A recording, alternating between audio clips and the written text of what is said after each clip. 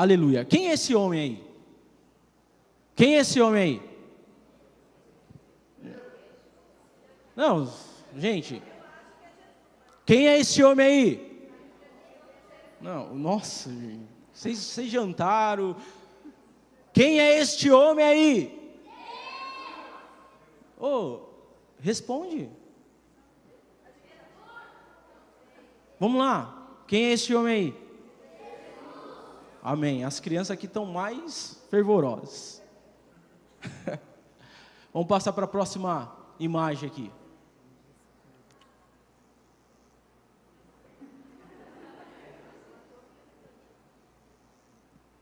Falhas técnicas. Aleluia. Tá ligado aqui. Glória a Deus. Passa aí. Passa manualmente aí, por favor. Travou? E aí?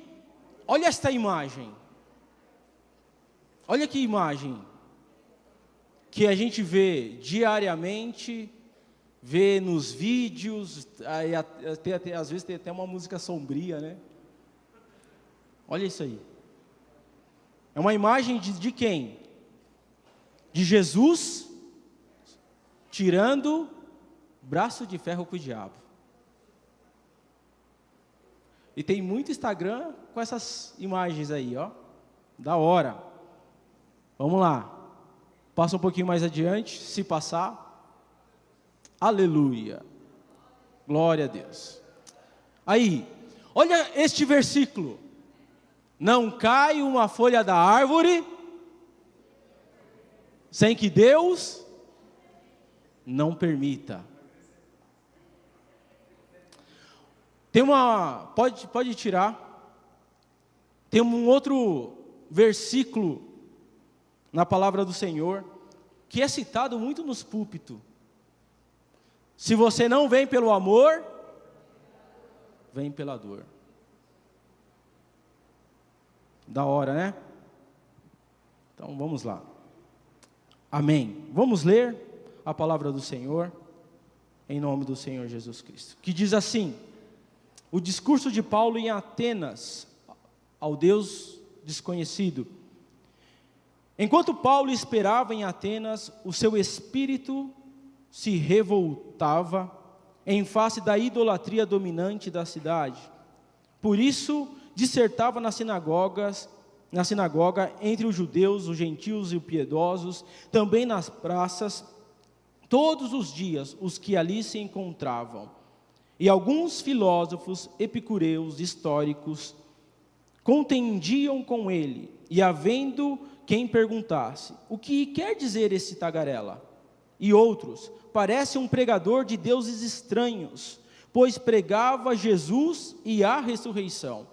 E tomando consigo, o levaram para o Areópago, dizendo: podemos saber qual é a nova doutrina que ensinas?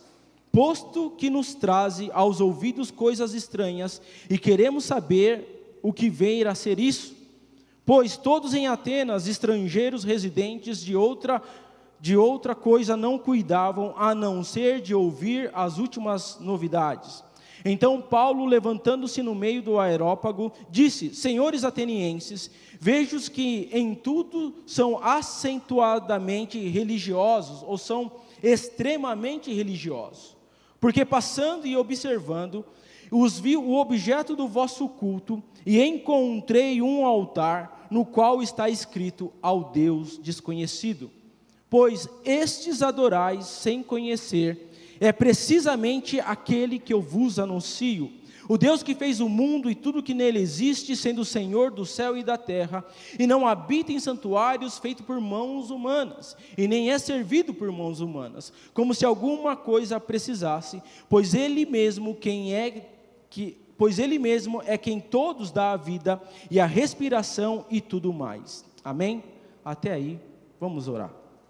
Pai, muito obrigado, ó Deus, por tudo que o Senhor tem feito aqui, e por tudo que o Senhor já realizou nas nossas vidas, Pai.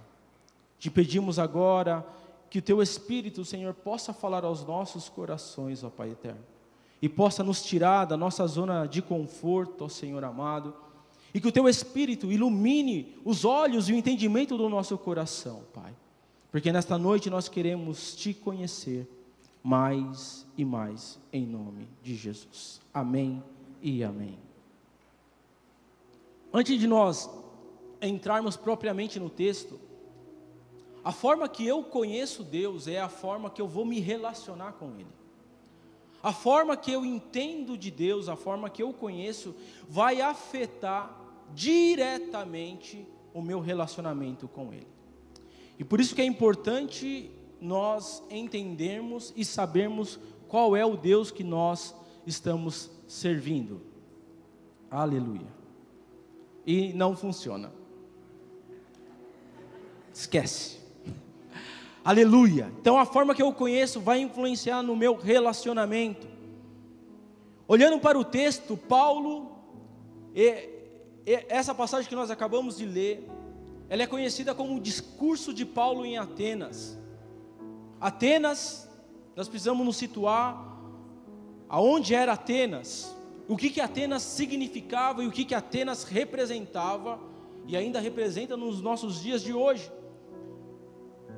No tempo de Cleisthenes, foi firmemente estabelecida em Atenas a democracia 500 anos antes de Cristo. E eles estabeleceram ali uma democracia, e isso foi tão contundente, que um século depois, daí saíram Sócrates, Platão e Aristóteles, e outros filósofos não tão conhecidos, mas também nem tantos famosos. Nesta época, Atenas era o centro cultural da antiguidade, mundialmente conhecida pela sua filosofia, e pela sua arquitetura e pela sua arte.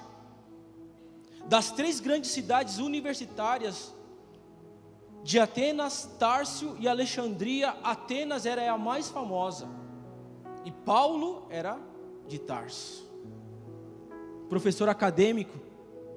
Atenas representava, naquela época, o centro do mundo, da cultura, dos pensamentos, da filosofia, da arte e da arquitetura.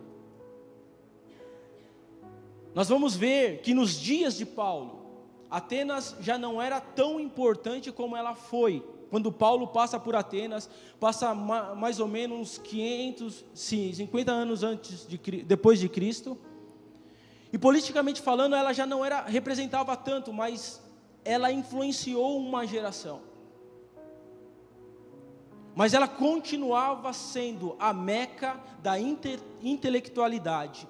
Ela continuava sendo a Meca do pensamento. Era comum em Atenas um lugar chamado Agorá, e aonde Agorá era talvez um mercadão. Quem é de grande cidade aqui sabe como é que é os mercados da grande cidade. Lá você tem de tudo, mercadão ou praça, a ponto que os edifícios do governo era próximo a esses mercados, era próximo a essas praças, a esse lugar chamado Agorá. E lá tinha de tudo que você imaginar. Lá os estrangeiros iam para lá, os ociosos iam para lá, os pensadores iam para lá. Se tinha um debate importante a ser feito, eles iam para aquele lugar para debater as ideias. E nós vimos aqui que os atenienses, eles gostavam de saber tudo o que estava acontecendo, era a última coisa, as últimas novidades. Eu lembro que não quando eu era pequeno, porque eu sou pequeno até hoje, mas quando eu era menor e minha avó, ela ia no banco fazer o dia de pagamento, eu amava ir no banco porque eu ia passar no Mercadão da Lapa em São Paulo. Cara, o Mercadão da Lapa tinha o Homem da Cobra. No Mercadão tinha um cara pregando para lá e para cá. Isso, se você for ainda na Praça da Sé hoje, você vai ver. Você vai encontrar de tudo. Você vai encontrar gente pregando, gente fazendo mágica, gente falando de medicina, gente anunciando um monte de coisa na Praça da Sé. Isso é muito comum. Não é diferente nesses dias, onde todo mundo estava ali. Então, Paulo, ele chega numa época onde os grandes pensadores estavam ali, os grandes filósofos. E dentro dessa filosofia, nós vamos ter no mínimo 4 tipos de filosofias. Nós vamos ter os cínicos. Os cínicos, eles eram contra tudo o que era pensamento e valores da sociedade. Eles desprezavam todos os valores da sociedade. O maior pensador dos cínicos é Diógenes, o principal filósofo dessa escola. Diz que ele vivia, para vocês terem ideia, com uma banheira no meio de Atenas, nu, desapegado de todos os valores. A palavra cínico vem de cão. Hoje a palavra cínico está muito distante do seu sentido original, mas o cinismo, a filosofia cinisa, falava do valor do homem, a ponto de Diógenes, ele pegar uma lanterna e sair na cidade de Atenas, procurando um homem íntegro, para dizer que o homem não é íntegro. Nós vamos encontrar outra escola filosófica, e todas essas escolas filosóficas vêm de Sócrates. Nós vamos encontrar os edomitas, que vêm do quê? São aqueles que pregam a felicidade apenas pelo prazer. O homem deve ser feliz apenas pelos sentidos físicos. Os 5 sentidos físicos: o olfato, a audição, a visão, o paladar, tudo isso tem que gerar no homem prazer. Não importa. Importante é o prazer físico, não importa como a maneira ou como você vai ter esse prazer, o importante é que você tenha este prazer. Desprezava totalmente a questão espiritual, a questão pós-morte, pois eles acreditavam apenas na matéria. Nós vamos ter também os epicureus, que vem da filosofia de Epicúros. E na realidade os epicureus não estavam interessados nas questões metafísicas, também não estavam interessados nas questões espirituais. E eles tinham tomado uma doutrina dos atomistas gregos, que tudo era a partir do átomo, tudo era a partir do quê? De uma matéria. Que o seu desenvolvimento não vinha para um desenvolvimento espiritual, apenas vinha para um desenvolvimento material. Os seus sentidos, diferente dos edomistas, os 5 sentidos seus, apenas era para você trazer um prazer mental. E desprezavam totalmente uma ideia de Deus. Embora eles pudessem, entre eles, admitir uma existência de Deus, mas para eles é um Deus que criou o homem, e que se Ele criou, Ele abandonou o homem e não está interessado no homem. Ele vive do jeito que Ele quer, não vai haver punição, não tem galardão para Ele. Então é um Deus, ou deuses que largaram o homem a seu bel, a sua própria sorte.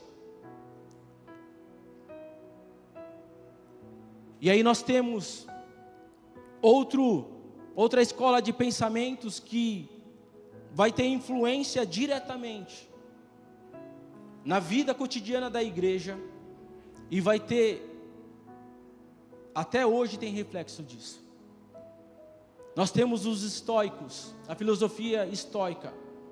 Eles já acreditam nos valores humanos, e eles acreditam em Deus, a ponto que eles acreditam em Deus, que o mundo é o corpo de Deus, e o universo é o Espírito de Deus. É um Deus que entra diretamente e age diretamente, influencia diretamente na vida do homem. Aonde que eles dizem que Deus é tudo. Quantos acham que Deus aqui é a natureza? Este pensamento diz que Deus é natureza. E eles criam um pensamento chamado deísmo, que é controverso ao teísmo. Deísmo acredita naquilo que é tudo que é fatalidade. Todos os eventos que acontecem na natureza, furacão, terremoto, maremoto, tsunami, tudo isso é uma ação de Deus, interferindo diretamente, agindo. É Deus se manifestando. O teísmo é um Deus que ele aponta o caminho para o homem e deixa o homem fazer as suas escolhas. E nós vamos ver que o determinismo está muito presente aqui na nossa vida. Quantos de nós usamos aquele versículo, não cai uma folha da árvore sem que Deus não permita? E citamos que isso está na Bíblia, mas na verdade isso não é uma citação bíblica, isso é uma citação da Sutra, do Alcorão. Isso está escrito, e não está escrito com essas palavras. Diz que não cai uma folha da árvore sem que ele não tenha ciência disso. O determinismo é para quando nós vamos escolher, quando nós estamos sofrendo alguma coisa, nós vamos usar esse determinismo. Ah, foi a vontade de Deus. Foi Deus que quis assim, então foi Deus que quis o tsunami na Indonésia. Foi Deus que está provocando toda essa chuva. É Deus que está agindo. Nós precisamos entender e separar esses pensamentos dentro de nós, daquilo que tem nos interferido. E isso não é bíblico. Isso é para justificar, muitas vezes, as nossas más escolhas. Porque Deus é bem claro, de Deus não se zomba, aquilo que o homem plantar, ele vai colher. Não foi a vontade, então foi a vontade de Deus que o homem pecasse? Não foi a vontade de Deus. Não foi a vontade de Deus que você saísse que você sofresse um acidente de carro, não foi a vontade de Deus, mas a gente justifica, foi Deus que quis assim. Eu me separei, foi Deus que quis assim. Vocês estão entendendo? Então Paulo, ele vem falando ele vem falando com esses 4 tipos de pensamento que havia naquela época. E Paulo, ele chega em Atenas, e Atenas era o centro, era a meca da intelectualidade. Em Atenas havia mais de 30 mil deuses. Havia mais de 30 mil deuses, a ponto de um escritor dizer que havia mais deuses do que homens em Atenas. Quando Paulo, ele chega e ele se depara com as arquiteturas, com as belas arquiteturas, ele se depara com os pensadores, com aqueles que diziam que o importante era ser feliz, era ter prazer através do corpo, com aqueles que apenas diziam que era para ser feliz apenas dos valores éticos, ou aqueles que apenas para ser feliz tinham que aceitar as mazelas da vida. E aí ele olha para o panteão, e era uma cidade linda com a sua arquitetura, deuses para lá e para cá. E ele olha, e o texto diz que enquanto Paulo esperava em Atenas, o seu espírito se revoltava à face da idolatria dominante naquele lugar. Aquela cidade era bela, o que não faltava era pensador, o que não faltava era novidade, o que não faltava era caminhos que apontavam para uma felicidade. O que não faltava para aquela cidade era deuses. E Paulo, quando ele olha o panteão, e ele olha o Olímpio, o templo de Zeus, aquela arquitetura toda, e ele fala assim: nossa, que legal, mas tudo isso aqui é sem valor. O espírito dele se revolta porque diante de tanto conhecimento, diante de tanta arte, diante de toda a ciência, eles não conheciam um Deus, o Deus verdadeiro. E é isso que deve acontecer com a gente. Quando nós chegarmos num lugar, e vermos que a idolatria tem dominado, que as pessoas estão perdidas, o nosso espírito não pode ficar em paz. O nosso espírito não pode fazer de conta que nada está acontecendo. Nós temos que ficar fervorosos no nosso espírito e fazer uma pergunta: o que eu posso fazer para mudar essa situação? Imagina, Paulo estava em Atenas, Sócrates um pouco antes, ele foi acusado injustamente de incitar os adolescentes, com a juventude, contra os deuses do Olimpo, e ele foi mandado à morte, e ele morreu injustamente, porque ele questionava os deuses do Olimpo. E Paulo, sabendo da história de Sócrates, ao falar do Deus desconhecido, ele tinha que ser muito prudente para que ele não pudesse ofender os atenienses, para que ele também não pudesse ir a julgamento e perder a sua vida. Mas mesmo respirando a possível perca de vida, ele não deixou de deixar a marca de Deus naquele lugar. Ele não perdeu a oportunidade de falar de um Deus verdadeiro. E é por isso que ele dissertava na sinagoga, nas praças, entre os gentios preciosos. Todos os dias Paulo estava na praça, todos os dias ele estava na sinagoga, todos os dias ele estava no mercado falando acerca de um Deus que eles precisavam conhecer, que não era nenhum daqueles 30 mil, que não era nenhuma daquelas filosofias daquela época de felicidade humana, mas algo que verdadeiramente trazia paz eterna para o homem.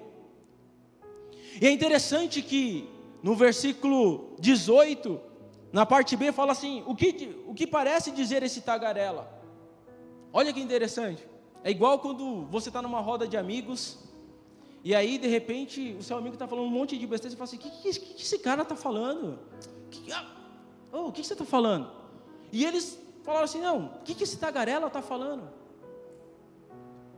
E aí pararam para ouvir o que o tagarela estava falando, talvez por curiosidade, não porque eles queriam de fato conhecer, mas eles eram curiosos, e eles queriam saber o que esse cara estava falando, a ponto que quando ele falava de Jesus e a ressurreição, olha só, os filósofos e o pessoal da praça achava que Paulo estava falando de um Deus masculino, chamado Jesus, e eles achavam que a ressurreição era uma deusa feminina, grega.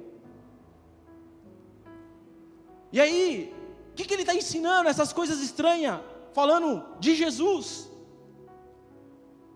Então levaram ele ao Areópago, que era o lugar onde era o concílio, onde a cidade iam lá.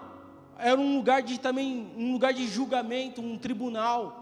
Mas o texto não indica que ele estava sendo levado para ser julgado, mas apenas para dissertar sobre o Senhor. E Paulo, ele viu a oportunidade quando no versículo 20 falaram assim: porque trazes aos nossos ouvidos coisas estranhas, e queremos saber de onde vem isso.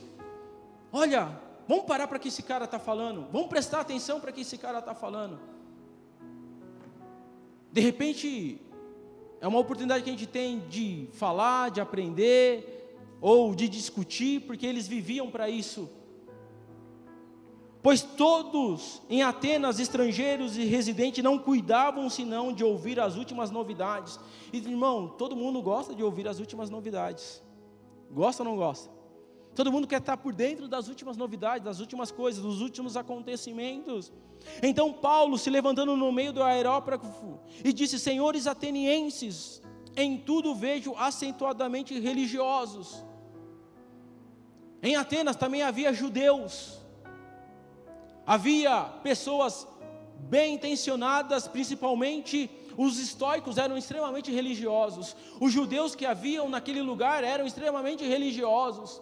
Primeiro ele coloca e falando, elogiando: olha, vocês são extremamente religiosos, olha quantos deuses você tem, olha como vocês estão na crista da onda, olha como vocês estão na moda, caras, são o centro do mundo.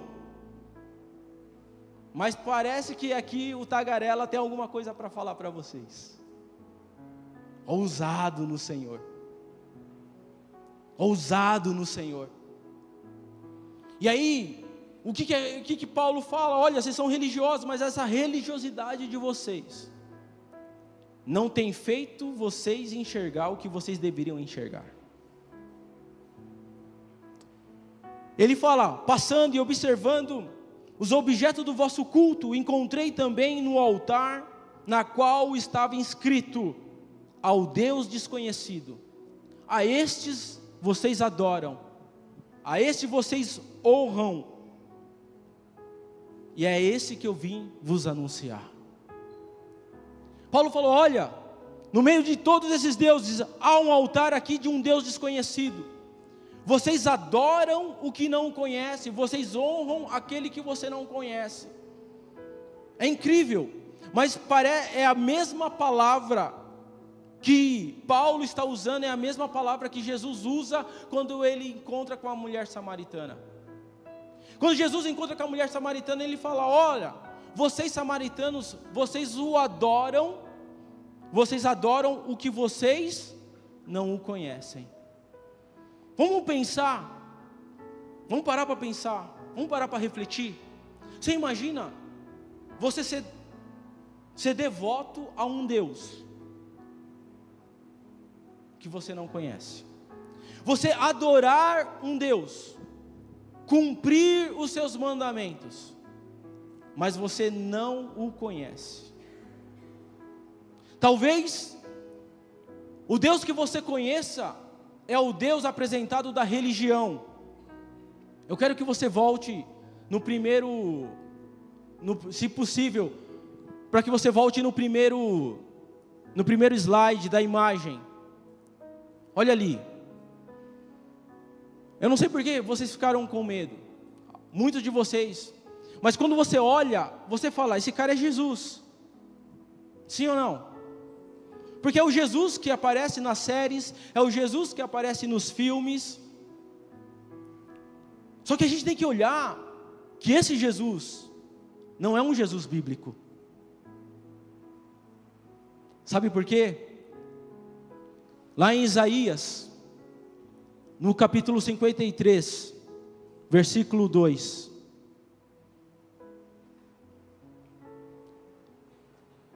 Aleluia. Isaías 53. Pode deixar essa imagem aí. Olha o que diz o versículo 2. Porque foi subindo como renovo perante ele, como raiz de uma terra seca. Não tinha aparência e nem formosura, olhando-no, mas nenhuma beleza havia que nos agradasse. Ele era desprezado, mas rejeitado pelos homens, e homens de dores, e sabe o que é padecer. Então, os gregos pintaram uma pintura de Jesus,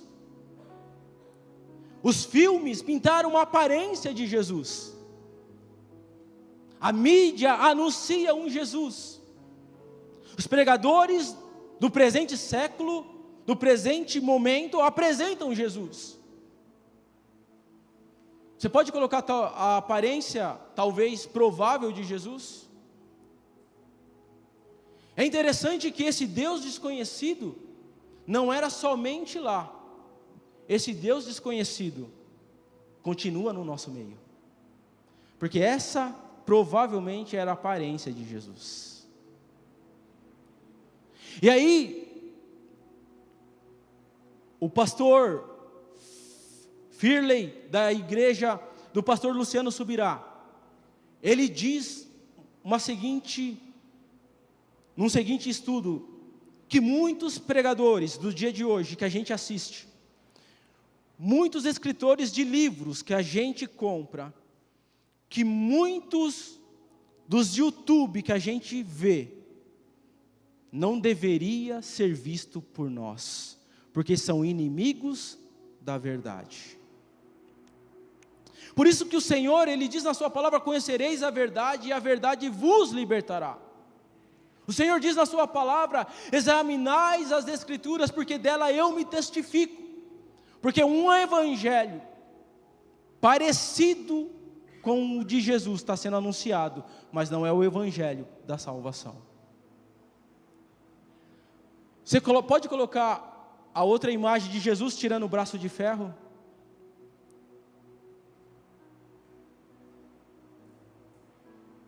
Olha lá, gente do céu, olha essa imagem, Jesus tirando o braço de ferro com Satanás. Eu não consigo entender isso. E a gente, para aterrorizar os não cristãos, olha lá, Jesus, solta esses vídeos por aí. Em Apocalipse, no capítulo 20, versículo 1, versículo 2, diz assim, que um anjo do céu, não está falando o nome, um anjo qualquer, desceu e aprisionou Satanás. Cara, você sabe quem é Deus? É esse Deus que Paulo veio falar. Esse Deus que não é servido por mãos humanas, que não habita em santuários feitos por mãos humanas. Esse Deus que é criador dos céus e da terra. É esse Deus que eu vos anuncio. A palavra do Senhor diz lá em João que Ele é o Criador de todas as coisas, e que sem Ele nada do que existe se tornaria, viria a existir. Em Isaías, no capítulo 40,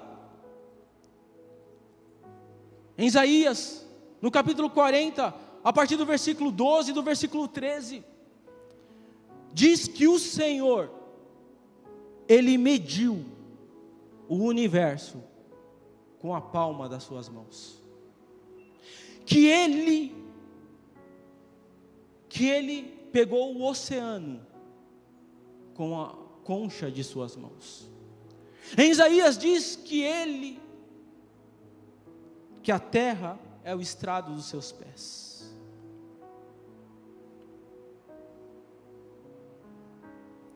E aí você vê uma figura dessa, Jesus tirando o braço de ferro com a criatura, dando um poder a Ele que Ele não tem. Quando nós olhamos para Jesus, não vemos isso. Você já reparou que quando nós pensamos em Jesus, nós pensamos em Jesus crucificado, em Jesus morto, em Jesus sofrendo. Nós precisamos entender que a cruz, ela foi apenas um momento na vida de Cristo. Foi apenas um momento na vida do Senhor Jesus, porque lá em Apocalipse, no capítulo 1, versículo 8, ele diz que ele é o alfa, Ele é o ômega. Jesus, Ele é o começo, Ele é o fim. Ele é o alfa, Ele é o ômega, Ele é o princípio, Ele é o fim de todas as coisas. É interessante que quando João vai descrever Jesus, ele não vai descrever Jesus com uma aparência angelical. Ele não vai falar de um Jesus moído, ou de um Jesus crucificado. Se vocês puderem colocar a imagem de Jesus na cruz. Olha lá. Quando nós lembramos de Jesus, este foi um período na vida de Jesus. Um período na vida dele como homem, como aquele que veio cumprir para nos salvar. Foi uma missão que foi dada. Mas quando João vai se deparar com Jesus, ele não encontra um Jesus moído, não encontra um Jesus crucificado. Ele vai encontrar Jesus glorificado. É interessante que ele fala em Apocalipse no capítulo 1, versículo 12, olha a descrição de Jesus: voltei-me para ver com quem falava comigo, e voltado vi 7 candeeiros de ouro, no meio dos candeeiros um semelhante ao Filho do Homem, as suas vestes talhares cingida à altura do peito com uma cinta de ouro, a sua cabeça como cabelos brancos, alvos como a neve, nos seus olhos a chama de fogo, semelhantemente os seus pés como um bronze polido no mais refinado fogo na fornalha. A sua voz era a voz de muitas águas. E tinha na sua mão direita as 7 estrelas, e da sua boca saía uma espada afiada de 2 gumes, e o seu rosto brilhava como o sol do meio-dia. Esse Jesus é que nós anunciamos hoje. Não é um Jesus que está crucificado, não é um Jesus que está morto, mas é um Jesus que está vivo, glorificado, um Jesus poderoso, que o seu rosto brilha mais que o sol do meio-dia, um Jesus que tem olhos como chama de fogo, um Jesus que sai da sua boca uma espada afiada de 2 gumes, um Jesus que é santo. É interessante que ninguém apresenta Jesus, e apresentamos um Jesus que precisa de nós.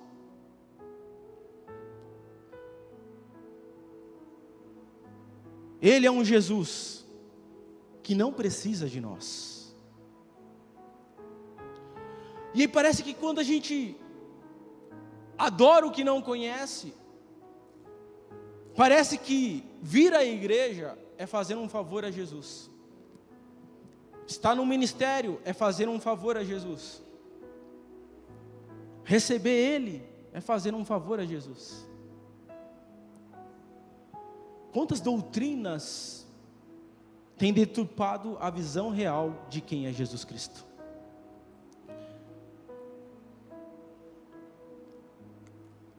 É interessante que tem pessoas que reverenciam o grande arquiteto do universo e adoram o grande arquiteto do universo. Quando nós vamos olhar para a palavra de Deus,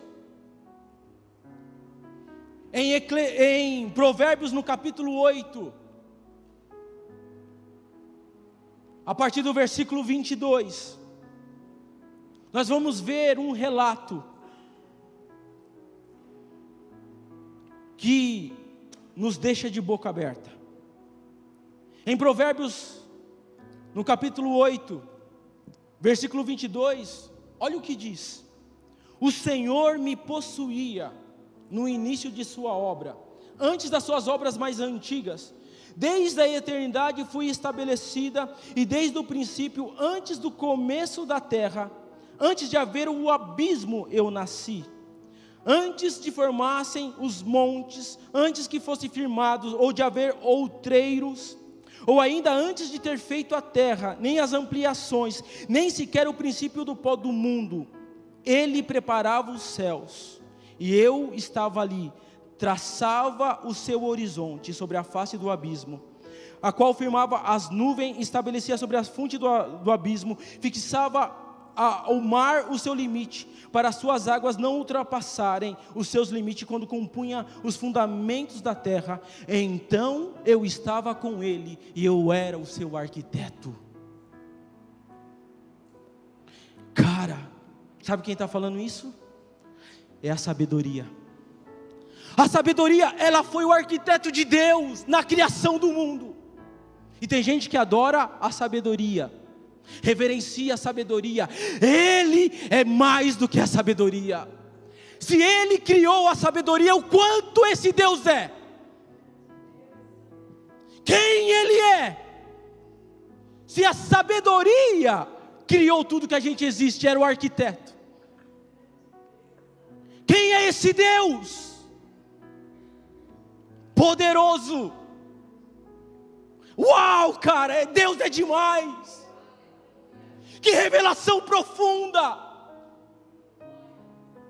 Ele é muito mais que as nossas palavras possam definir. É esse Deus que nós adoramos.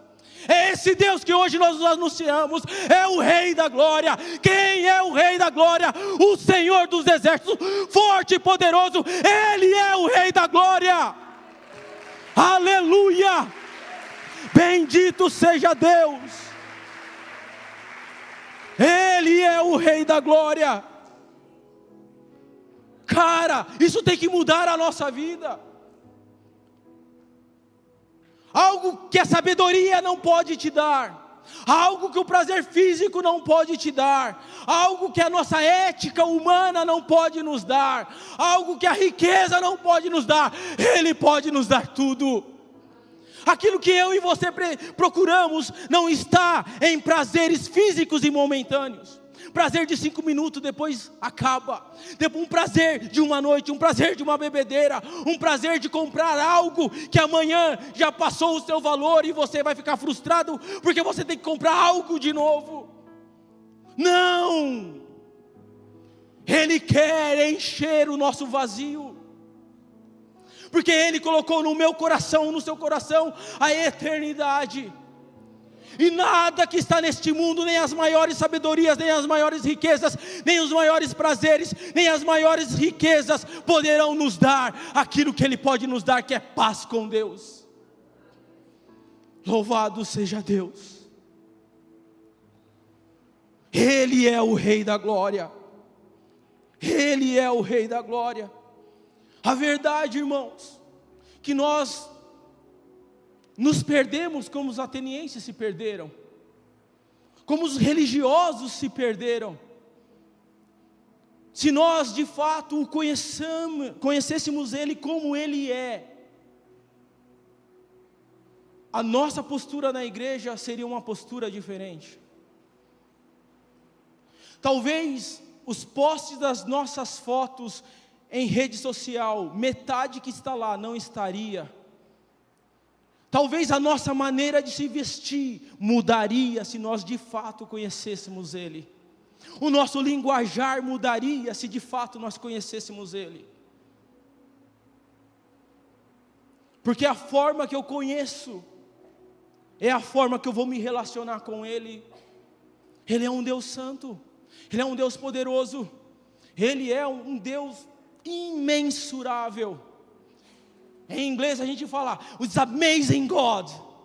Ele é amazing, não tem tradução, Ele é amazing, Ele é incrível, Ele é indescritível, esse Deus que a gente serve. E lamentavelmente, irmãos, se nós o conhecêssemos como Ele é, metade dos louvores que a gente canta, a gente não cantaria, porque não é para Ele, é para nós.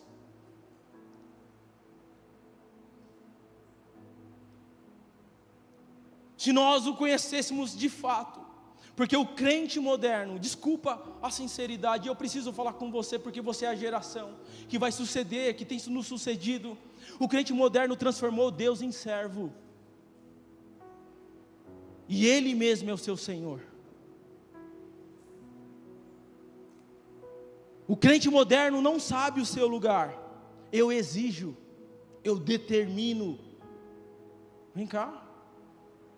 Oi? Quem sou eu diante desse Deus para determinar alguma coisa? Quem sou eu diante desse Deus para exigir alguma coisa? A igreja de hoje não conhece nem o que é graça, irmãos. Deixa eu te falar o que é graça. Graça não é uma carta de alforria te dando liberdade, libertinagem para você pecar como você quer. Isso não é graça. Graça é uma carta de garantia que se você pecar, você tem perdão de pecados. Filhinhos, vos escrevo essas coisas a fim que não pequeis. Mas se pecardes, tens um advogado no céu, o justo, para vos perdoar de todo e qualquer pecado. Sábado passado, eu assisti um filme, irmãos, que, sabe aquele filme ruim, mas pensa num filme ruim. E eu comecei a assistir, a Alice dormindo, né? E eu lá, acordado, vou assistir. Aí passou 10 minutos, eu falei, cara, o filme é muito ruim, cara. Não dá para assistir. Não, mas sabe, Bruninho, você é perseverante. 10 minutos, muito ruim o filme. Não, mas você é perseverante. Não tem como ficar mais ruim. Vai melhorar. Cara, nossa, piorou. Aí você fala assim, cara, mas já perdi 15 minutos.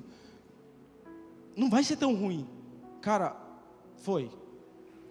Eu falei, não vou. O enredo do filme foi o seguinte. Eu falei isso aqui na escola bíblica. Eram 4 garotas que saíram, que se encontraram, amigas e tarará. e elas aprontam de tudo na noite. De tudo. E aí, uma delas vai para o quarto, né? Norte-americano é invocado, né? Vou orar, porque Jesus me ama, e eu não quero ir para o inferno. Vamos orar aqui. Alguma semelhança? Faz o que quer, mas Jesus te ama. Você não vai para o inferno. Sede santo, porque eu sou santo. Todo aquele que diz que me ama, mas não guarda os meus mandamentos, é mentiroso. E o mentiroso não tem parte comigo. Sem santidade, ninguém verá a Deus.